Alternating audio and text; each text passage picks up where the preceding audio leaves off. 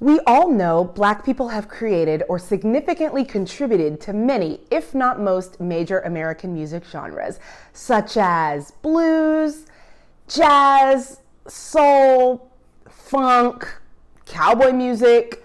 Wait, cowboy music? Yeah, you heard that right, cowboy music. I'm Alyssa Harris of the Black Music Project, and this is the Black history behind cowboys and cowboy music. After the Civil War, thousands of formerly enslaved people headed west, lured by the opportunity for freedom and regular wages. Because many of them had experience working cattle on plantations, the work of a cowhand was a natural fit. But cowhand was a designation given only to whites. Cowboys, however, was reserved for blacks. Why the distinction? Because the word boy maintained the racial codes of the day as it referred to all African American males regardless of age. So yes, the word cowboy, which today is a symbol, positive symbol of Americana, was originally a racist put down for black men working in the West. While segregated work crews were common, black cowboys often worked alongside whites, indigenous Americans, and Mexican vaqueros. The dangerous nature of the work meant that these men had to trust each other. So cowboys sang songs around the campfire to bond and entertain themselves, and also to calm their cattle. Stampedes were costly, financially and physically, and there's truth in the old saying that music soothes the savage beast. Because cowboy songs were part of an oral tradition, it's impossible to say who wrote a particular piece. Many versions of the same song might exist, with each cowboy or cowboy crew adding its own spin.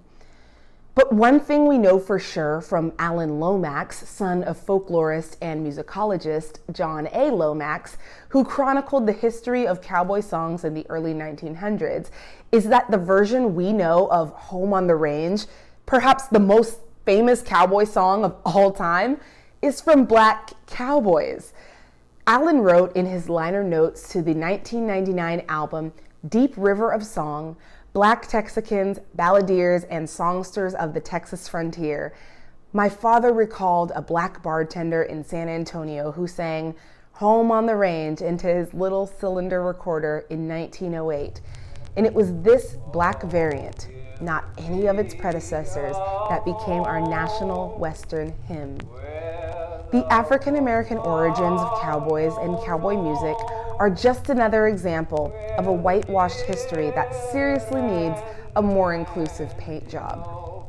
Why is it important to know about the history of black cowboy music?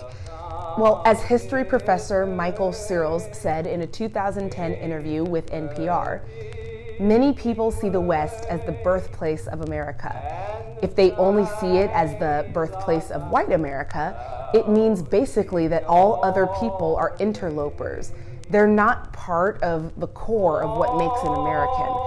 But if they understand that African Americans were cowboys, even Native Americans were cowboys, Mexicans were cowboys, then it really opens the door for us to think about America as a multi-ethnic, multiracial place, not just in the last decade or century, but from the very beginning.